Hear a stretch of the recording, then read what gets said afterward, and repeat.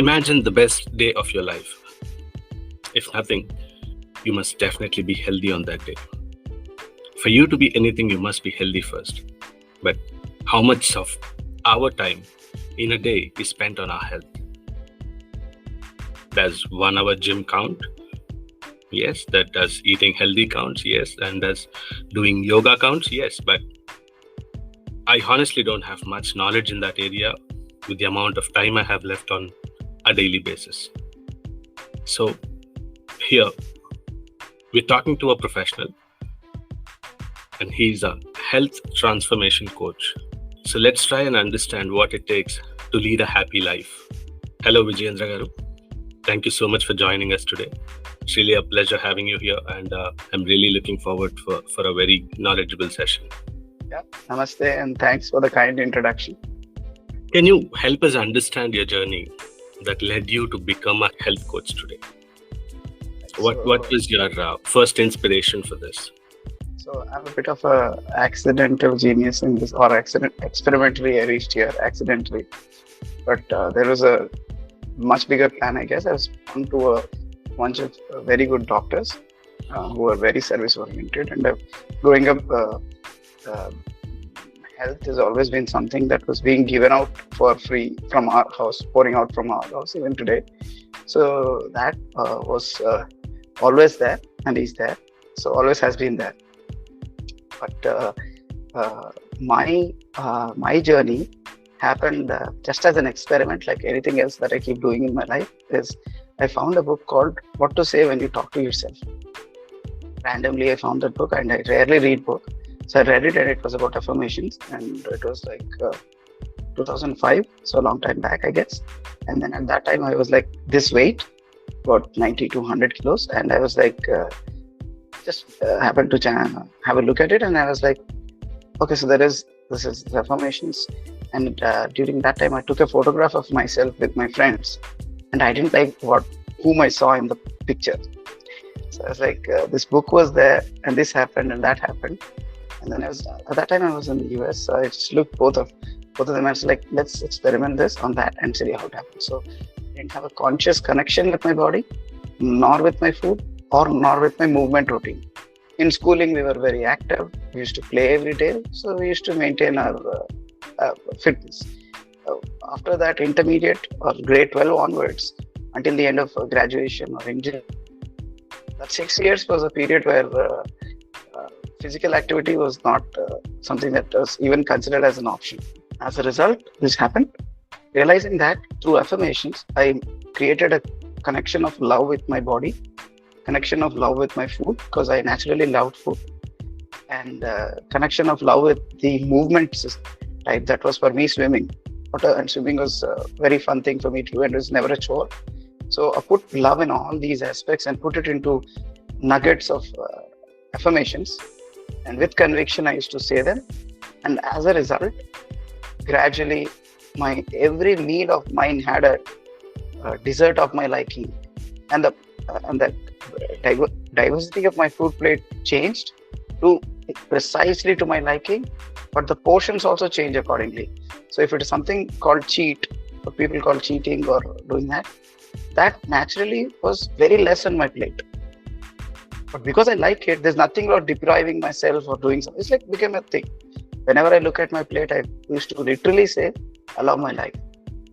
So that was the actual thing that used to come out. It required a little bit of planning, and it required a little bit of organizing. But that's like anything else. When you buy a little bit, you spend a little bit of planning, and then things happen. And then so that was my food journey. And then I stopped looking at the weighing scale and just started looking at the mirror. Because the mirror doesn't lie. So, and then I put some goals on top of it. Like now, when I wear clothes, people should not know that I even have something of what is my body fat percentage or anything. So I said, even I should not know. Like gradually keep increasing. And it was like I stopped using weigh scale for like 10 years or so. Even now I don't. Like it became a habit. Like look at the mirror. If you don't like what you see, then something's out of place. That means something you don't have a love relationship. So, but affirmations were continuous, and then slowly it became part of me. And then similarly with swimming. So I started with learning, and then Olympic size pool, then added listening to my favorite music, then listening to my favorite authors. So I used to listen to my favorite authors, again, books again and again, and I used to do my lap swims. So I don't know whether I was swimming or listening, but it was a state which I used to enjoy. And slowly that became like 1.5 kilometer was my regular, because I have to listen that long, or I just want to do it more.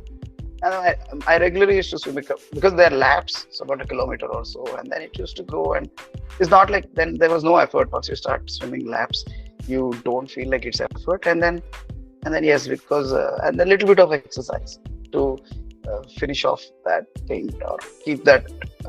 Initially, I used to be working with, I want six pack, eight, all of those things. I did that so at that time, but then I was like, this is more important. So this is my journey, my personal journey, and once people started seeing my results, people wanted to.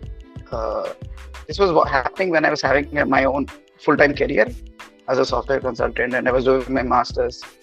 So it happened like it's a 12-year journey. And then people wanted to mimic my results. And I kept telling them result was just the outcome of having these connections of love with these three aspects in my life, because those were out of place. And I was not even conscious of having a love relationship or a beautiful relationship.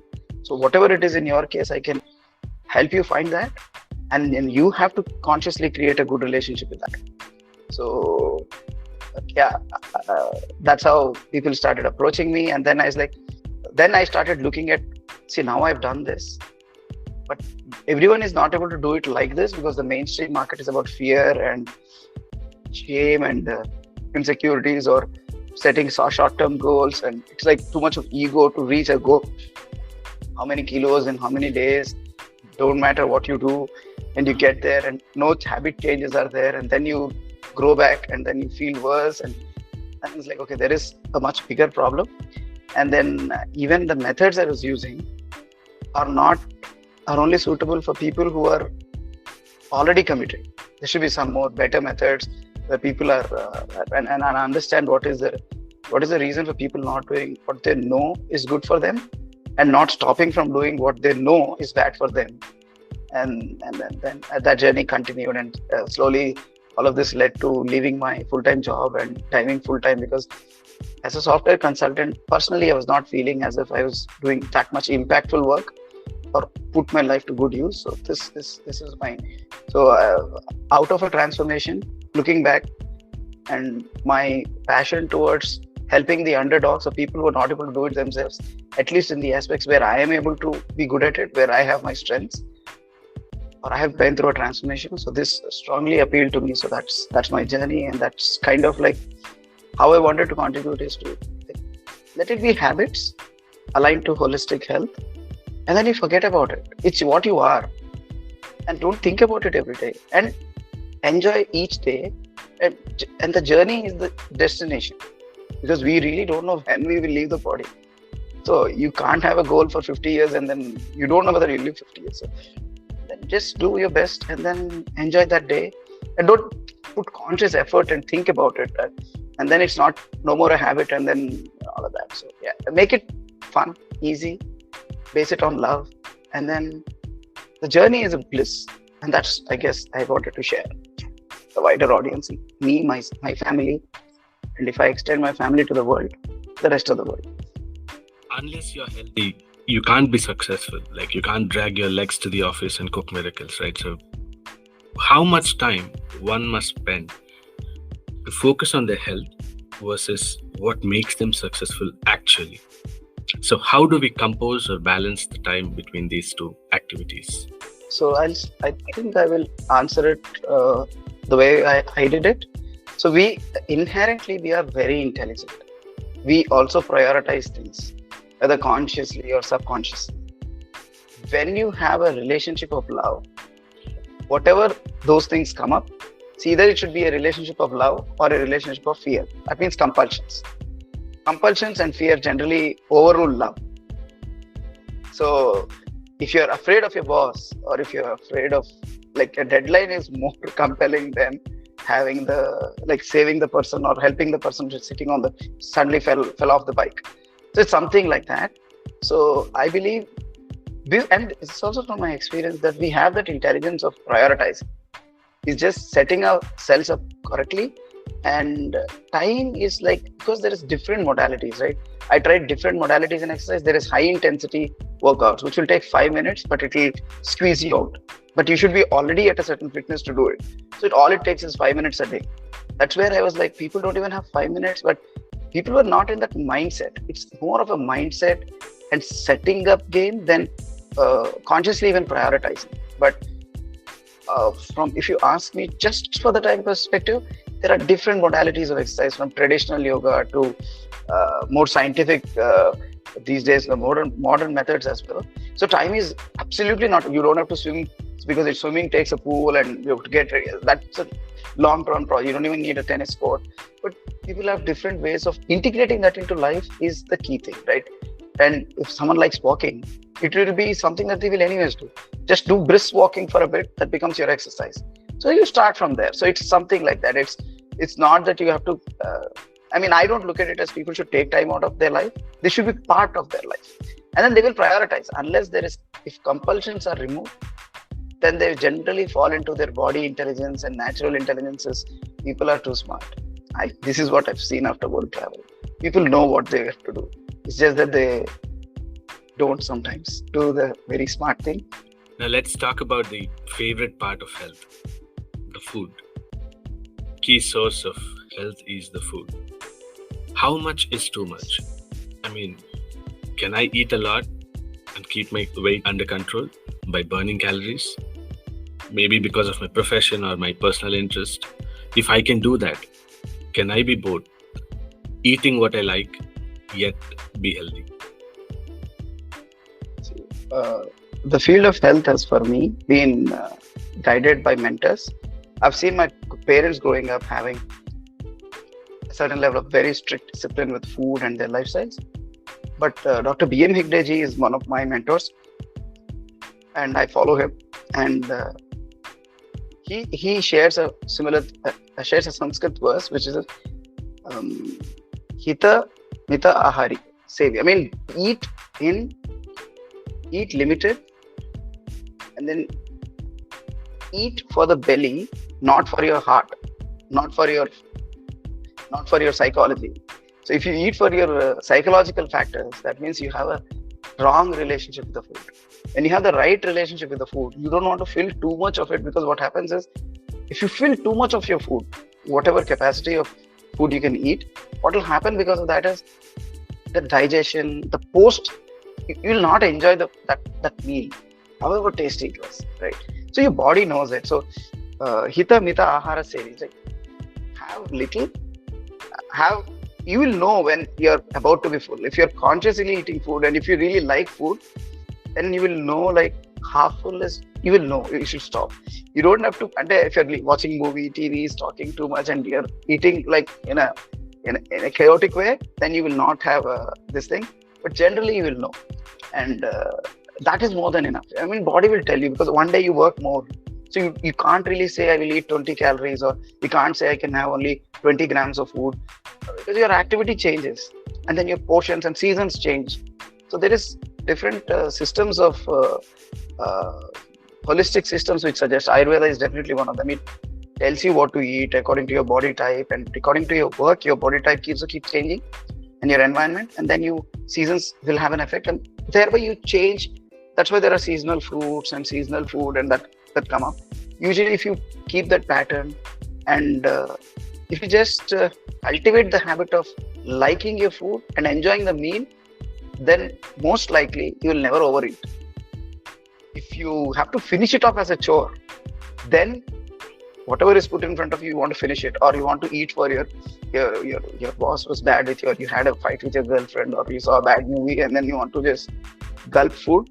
That is a totally different scenario. But otherwise, this I've experimented. Now I can say more authentically, when I transformed, at that time I never had a conscious food relationship, and then after that, for a long period, that became me. And then for this biohacking experiment, where I wanted to spoil my healthy habits, I started having food addictions, and I can feel that, like cravings, Like and then I was like, okay, this is what people are going through. Because when I was there, but like if you're there like 10-15 years, what happens is that you will not know what you don't know.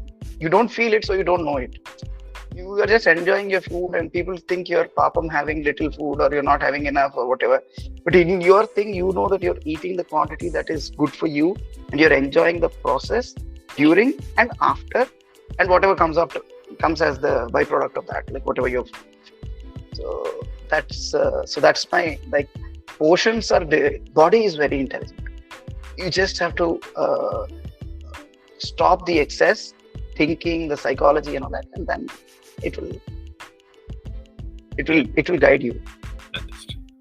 And one more thing I wanted to tell is what Dr. B.M. Hegde has told. And then one other thing is there is this food addictions these days, and that is actually real in terms of, and there is food de-addiction, and there are experts in that.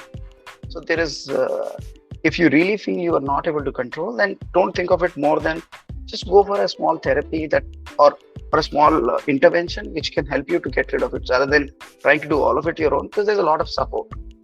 Health transformation coach as a profession. What is the need of this profession today in the society, like for the younger generations and for the people who currently are living active lives? What is the need of this role, and what are your thoughts on it? Yeah. So when you live a very normal life which is aligned to a human being as a species, then everything will be normal. Like whatever this human body was designed to, if you live according to that, in accordance to that, everything will be in balance. Like, for example, if we were not born with a cell phone or that kind of radiation and that kind of energy, that electromagnetic energy or different kinds of energy and the materials used to that, everything, we're not used to being in such close proximity to that. Just as an example, right? And this kind of radiation and then this kind of chemicals in the food, all of these things are not very evolutionarily, we're not used to them for a very, very, very long time that we can remember of or no recorded history. This sudden influx of so many unnatural things, like you are a stable energy. Every cell is a vibrational. There is an energy that is associated to it.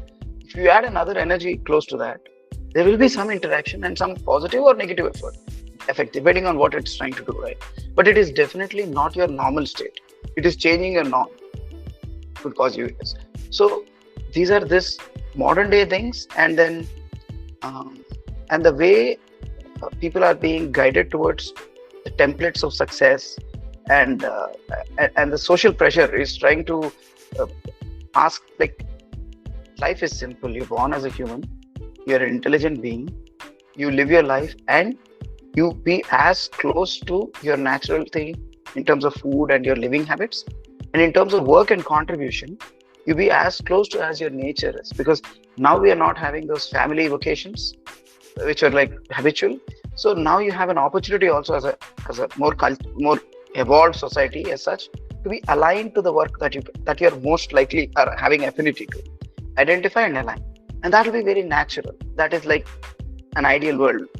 But what is happening today is these extra things that are coming into life, and the lifestyle is being hijacked by, like, to put it very nicely, one guy put it very nicely, the world wants more insecure rich people, so that the people can consume more, and then they don't think about it, because the insecurity feeds the need to consume, and the money that they are earning will help them have the resource.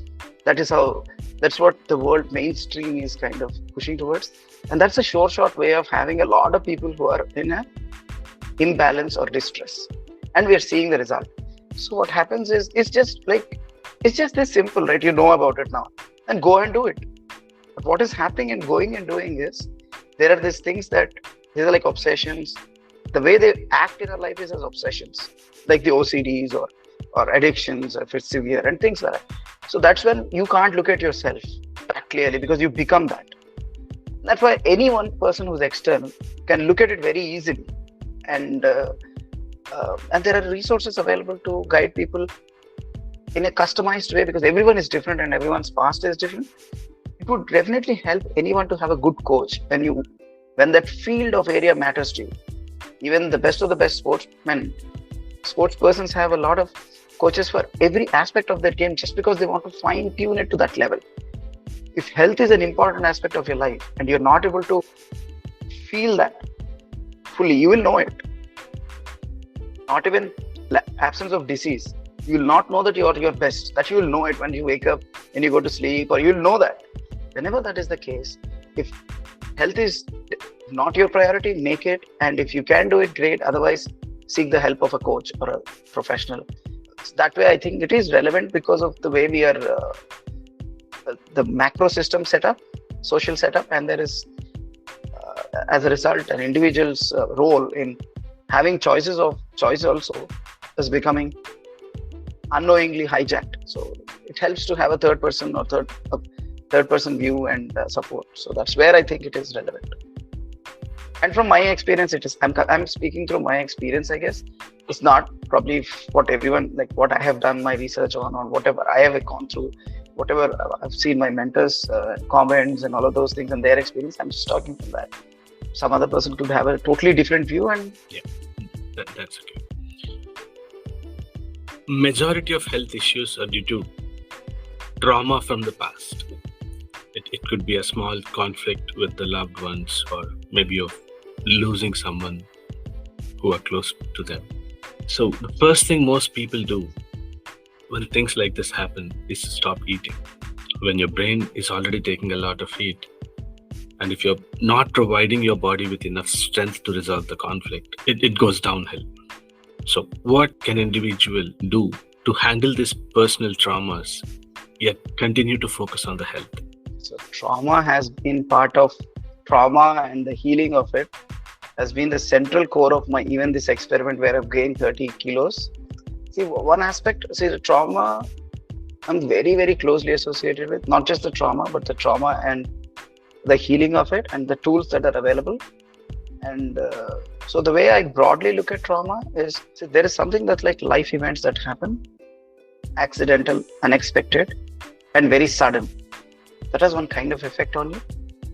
And then there is some things that happen on a very long-term basis, or very real. Like first one example is loss of life or sudden accident, and you lose a loss of limb or something.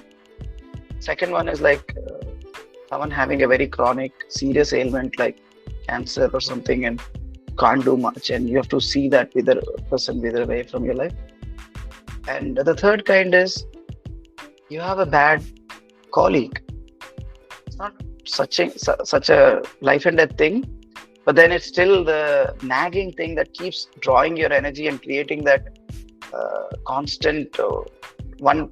It's like one drop of acid every day keeps falling, and it will still do the same thing eventually. So I kind of broadly look at things like this, like things that, and somehow, as I was saying before as well, people have figured out how people can be made insecure using this man-made traumas, so that you do not wait to feel enough.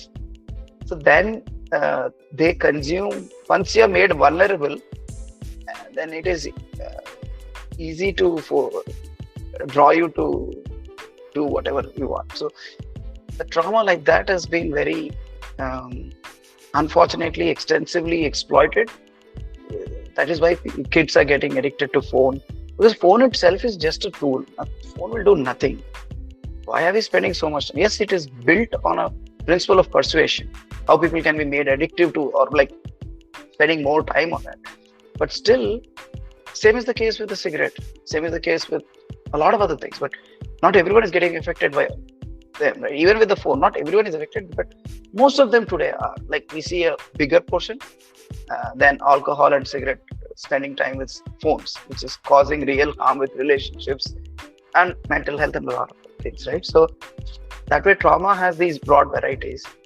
But when it comes to healing, the amazing part is, you're okay with talking about healing, right? I mean, I want to talk more on healing side, because there is super hope. There are tools which are one time, immediate, and permanent. Like, and then there are some which are like gradual, but still they work perfectly.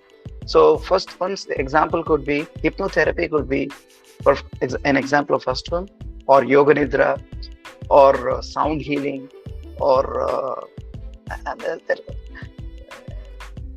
medicine. I mean, there's so many modalities even in that. Energy psychology works. The whole field of energy psychology works like that. And then the example of second one is counseling. Counseling works in the second case, and homeopathy is a lot of based on emotion, so it also works. So there's like one time, immediate, permanent. Second one is gradual. You will have your affinity depending on your situation and availability and all of those things. So there is umpteen possibilities. Now these are all specialists. Just yesterday, I had a horsemanship assisted therapy. Let me tell you what that is. It's got me excited, and from experience, I'm telling you, horses have an ability to sync their heart rate with you, and they also emit a frequency, if I'm putting it right, that heals you. There's no talk in between. So that's why there are different therapies based on animals. Some animals have that therapeutic effect on humans, and people there is umpteen research out there. So and even nature is a therapy. Just walking barefoot is a therapy, if you call it earthing, but yeah. And going and sitting in a temple is a therapy, because it is where the energies are concentrated in a certain way that humans can absorb and cleanse and detox. And then when I said adventure, like for example, if you are a sprinter, you run very fast, right? And if your goal is just to win, that means there's only one one criteria. But then you don't run a race every day, or every time you run, it's not a race, right? Even if you are a sprinter. So it becomes a therapy when you have that intention behind it. Like, now let me enjoy the run. Let me enjoy focusing on every muscle moving, the air blowing, and wherever your circumstances. If you do it like that with the proper intention, and then dive fully into that act, then you get lost in the act of running, right? That's when even adventure will act as therapy. And it was like, for me, it was a revelation that there are so many things that can be done as therapy, the day-to-day thing. Even cooking can be a therapy. People say that, right? But then you can, so there is, trauma might seem like a scary word, but spending time with the kids, animals, a plant, or a game of tennis, depending on how your lifestyle, whatever is there, have a regular detox so that nothing builds up. Coming to, this is for the chronic ones, and this will also build up your, like, you do your daily deposits, and there is sometimes sudden things happen, then there is something deposited which you can draw from, which will sustain you, because you can't prepare for loss of life, and you cannot, there's no amount of preparation that can be sufficient for that, unless you are spiritually very advanced and all that. But even that, like, let's talk about normal people. The thing is, most of us having a routine where we are building up these positive energy or positive deposits of good habits, and we are continuously detoxing the routine ones, and then when whatever happens, you will be at a better state of mind to receive it. This is from my personal experience also, and from the experts and mentors who've been doing this and being there and spent their life, and also from therapists. Trauma is not that bad, and there are too many interventions of which can be done as celebration, not even as a treatment. See, for me, horse is a thing. Horsemanship therapy for me was like fun and games. And the difference is the horse was going to sleep. We for horse are predators. So if we are able to invoke that kind of safety bubble, if we are able to create, that means it created something in me also. And then I did something for them, the horse. So it's a beautiful thing. So there's so many beautiful methods. So the moment there is trauma, the word should be, it can be healed. And there are enough specialists locally, regionally, nationally, globally. Just reach out based on your liking, and there is different kinds of therapists. You can see whom you suit, whose style of therapy suits you most, which system suits you most, and then just dive into it and then get rid of this trauma. I think that's no one deserves to be in that for a long period of time. From experience, I'm telling you. Health is wealth, but most importantly, Insurance is expensive. In, in today's world, in today's world, can I take a risk of not taking insurance and be sure about my own health? I have taken family insurance because I have two toddlers and I had my wife. So I was into delivery, so it was just a thing. But my insurance really is I have a family doctor who is absolutely aligned with our way of health, holistic health, and supports us, backs us up, and is available for us. And we go to him on a regular basis to keep our well-being high, not disease freeness high. So I believe that is health and health insurance. Yes, I do pay like a annual premium and forget about it. That is essentially for my case. It is like these unexpected accidents and things like that. A family doctor and a good healthy lifestyle. Accidental insurance, I guess, is what I'm doing. And I think if you don't have the other two and just have the insurance and depend on it, I know somehow we are not prepared. I guess I don't agree to that. Neither do I advise anyone to go that route. Because what if you're not doing what you can do for the thing that matters to you and to the people who love or you care the most, that means something is fundamentally out of place. You got to fix that.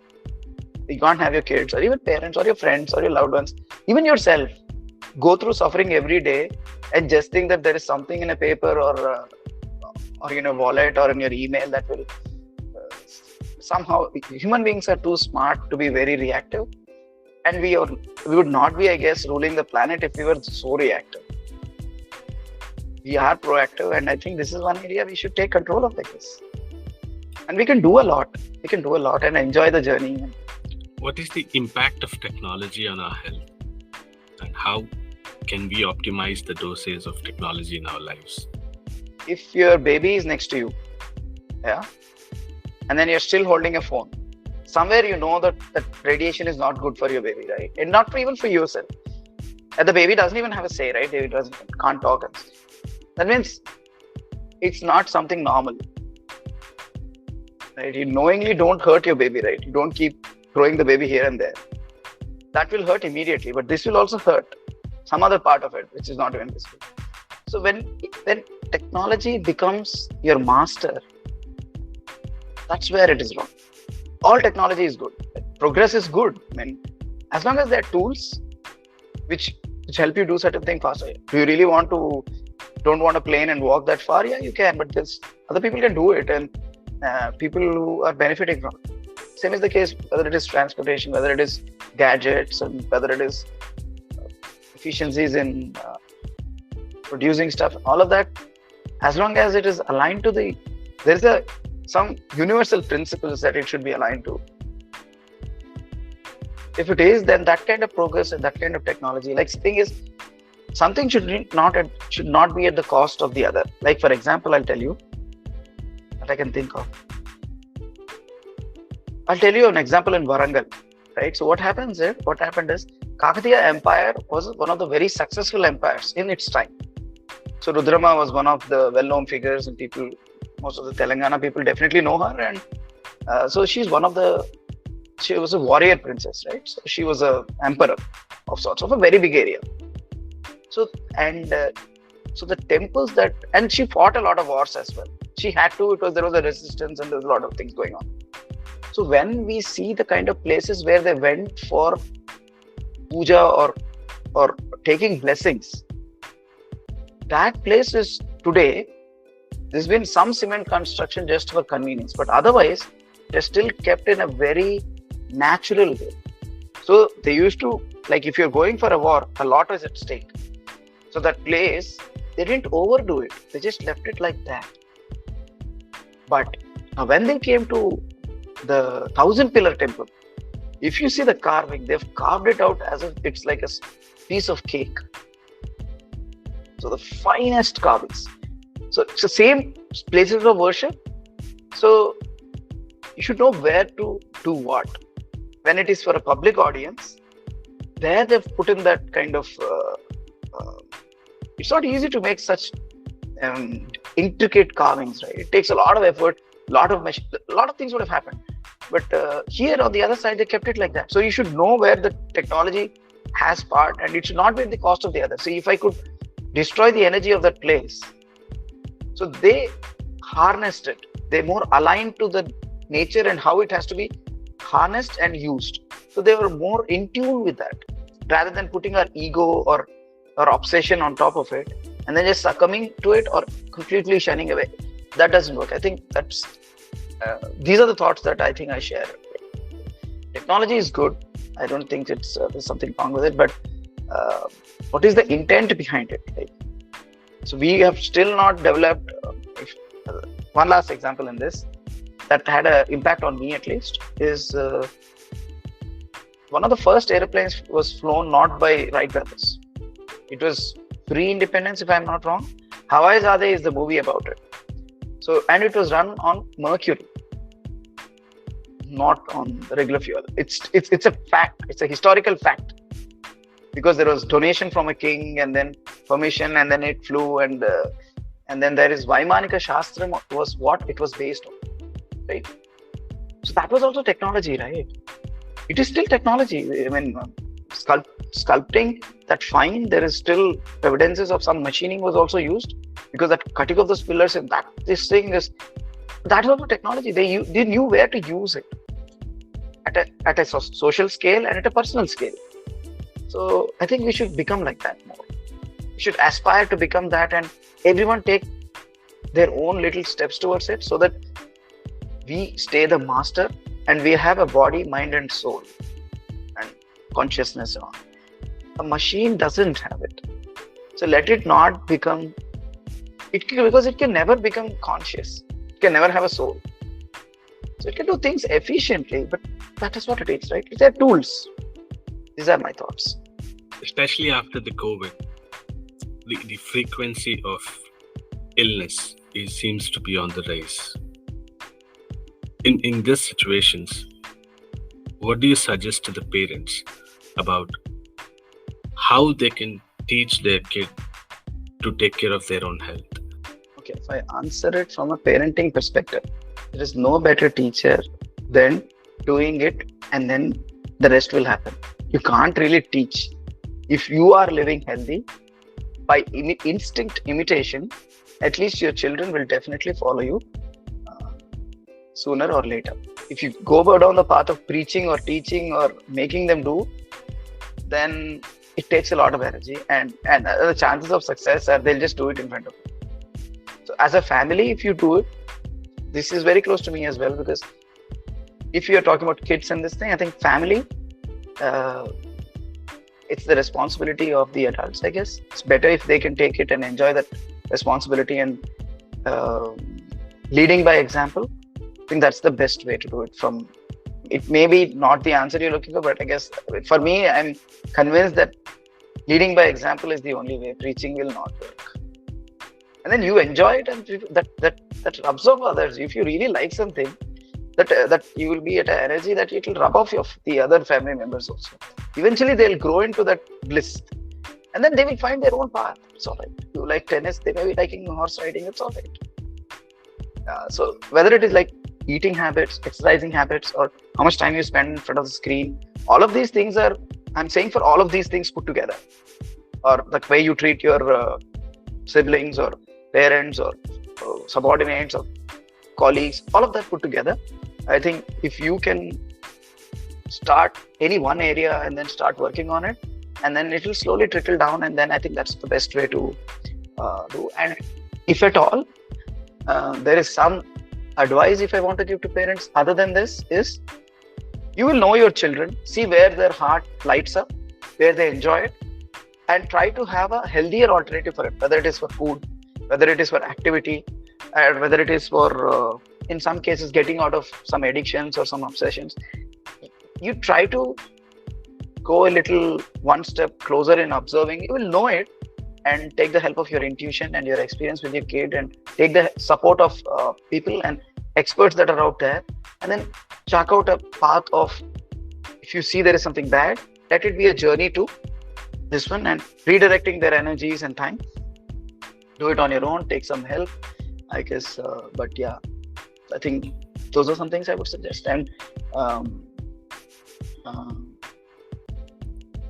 there are some very simple things these days that kids are really bothered about, and they're actually at the verge of breaking down. That is, if I pick up a career of my choice, the auntie next door is going to be making fun of my mom. So I'd rather do this.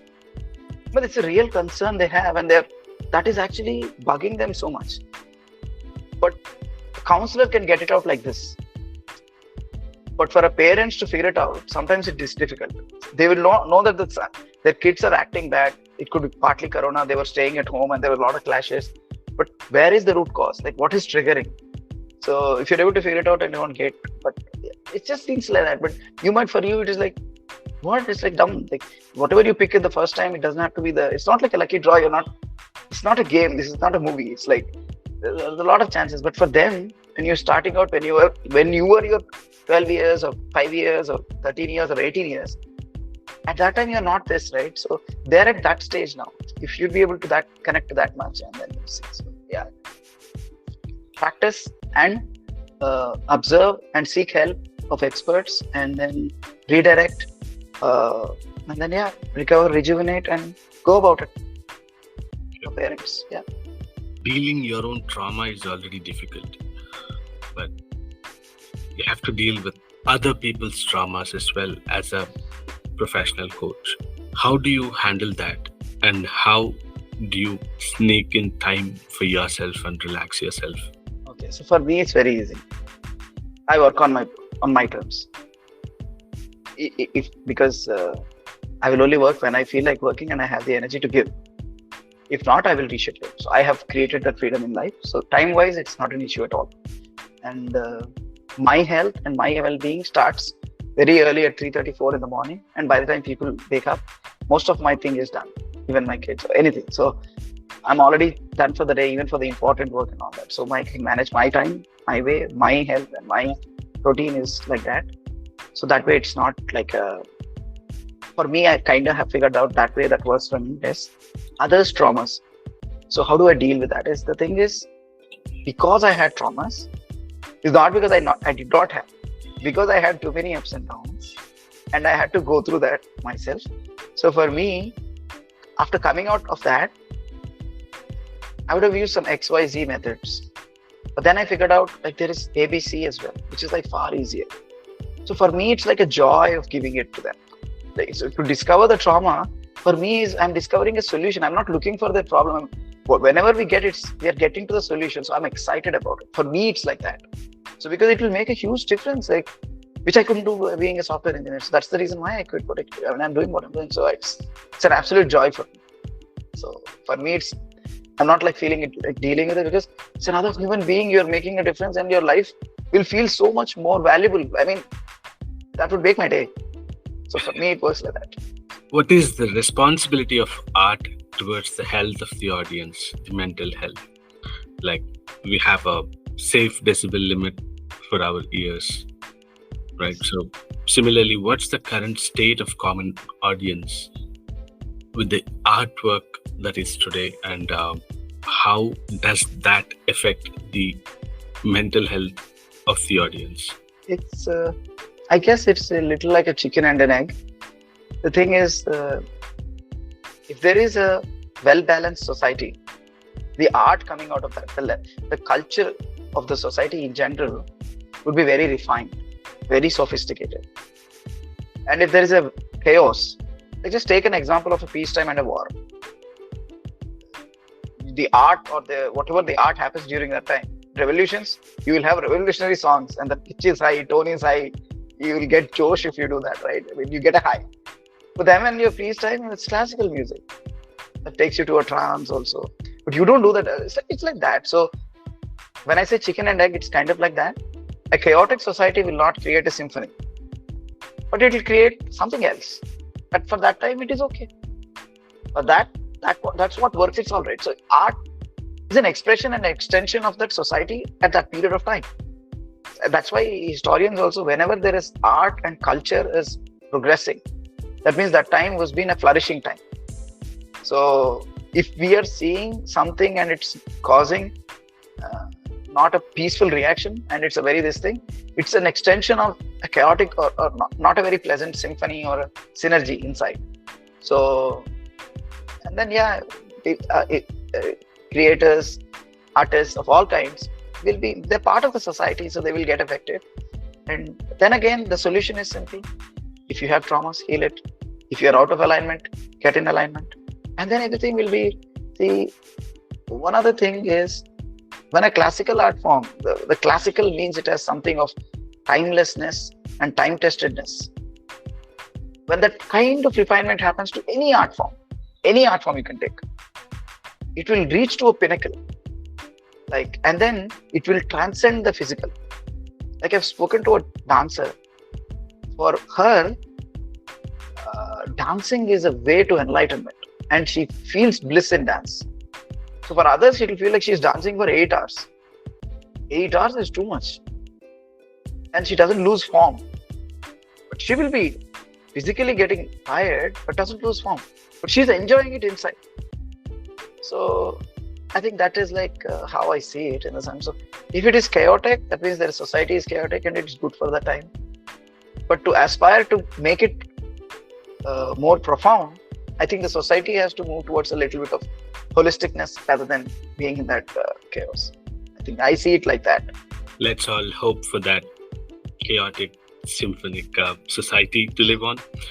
Thank you so much, Vijayendra garu, for joining us. And this definitely made me think about few things I already know, and definitely contributed to what I am trying to do. So thank you so much for taking time out of your busy schedule, and I really wish all the best with all the activities going forward, and I hope to learn a lot more from you. Thank you. Thanks for giving me this opportunity, and I've seen some of the other, as I spoke to you, some of the other speakers have done some amazing work, and I hope to see more amazing people, more and more, and so that this creates a ray of hope, and then energizes people to aspire for a better thing in whatever they are doing, in whatever way it can positively impact them. And I'm sure it is doing that, and it will do, and it will keep growing. So best wishes for that, and thank you so much. Thank you so much.